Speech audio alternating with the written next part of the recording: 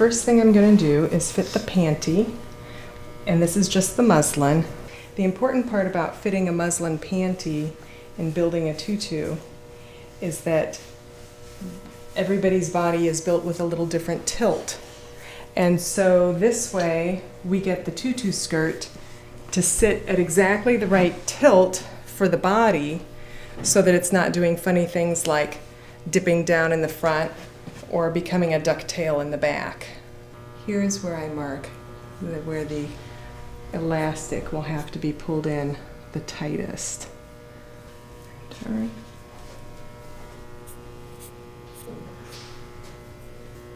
The classical tutu skirt is made to come out from a point at the high hip so that it extends the length of the body. And it's important to have that line of the high hip sitting level around the dancer's body. So I use a string to mark the level, and once I have it balanced, I can ask the dancer to turn and to go on to releve to make sure that that's going to be a true line that sits well for her body.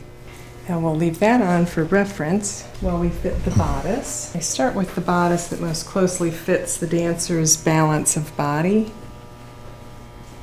This one is a little wide across the front, so I'm going to try a different one. The advantage of using a muslin sloper is that, again, you can get a very close fit to the dancer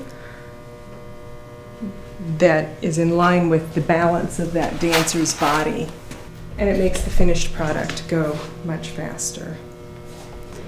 I pin the muslin together very snug, and as I make the proper fitting adjustments, we'll see the lines and wrinkles going away. This one is just a little wide for Allie, so the markings I'm going to make will show where we need to move the lines to. We need to bring the side front line in about 3/4 of an inch all the way down. That will be better seam placement for the width of her body.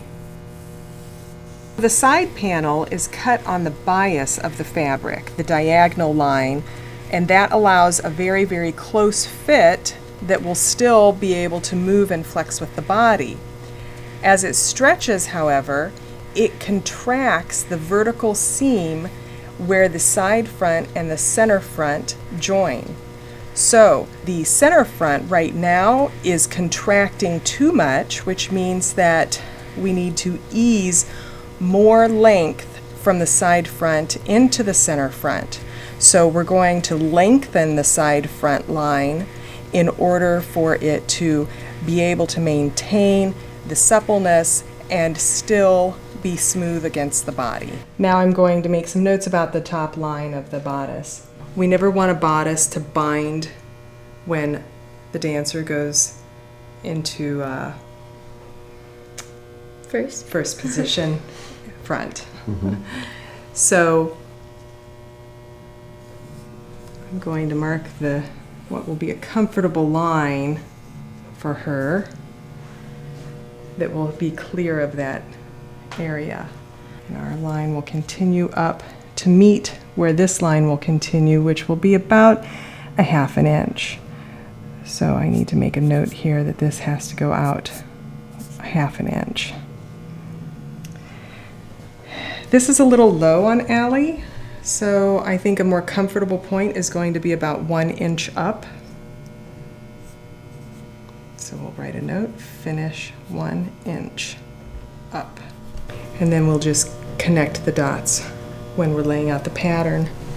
This side seam is a little far to the back for Allie as well. That will mostly be corrected once we position this to the front.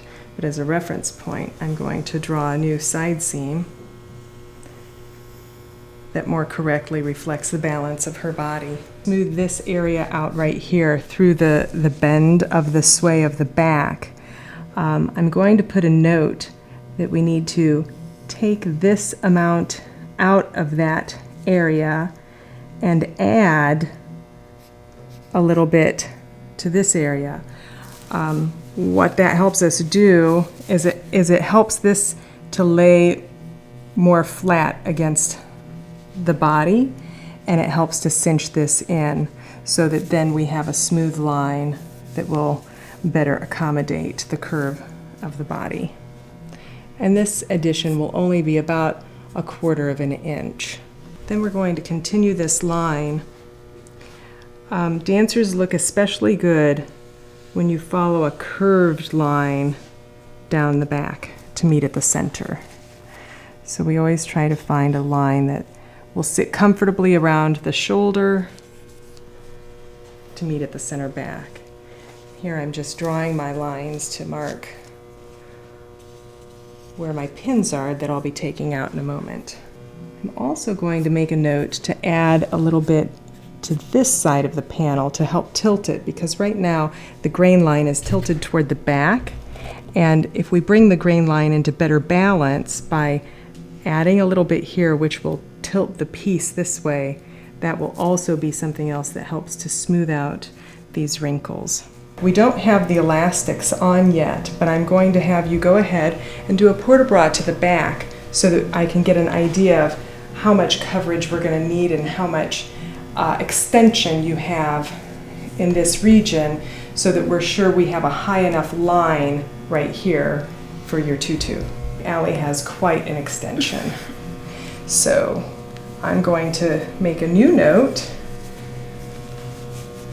that this is going to be raised a full 1.25 inches, because as you saw, Allie had quite an extension, so that she increases so much length here that it was causing the tutu to slide down. The line from the panty, which is the line that marks where the ruffles begin, onto the bodice, so that when the two are put together, they fit perfectly.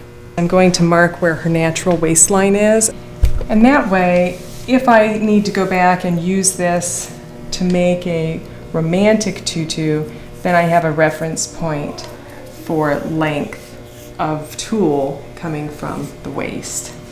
It also provides us a nice marking for joining the panels.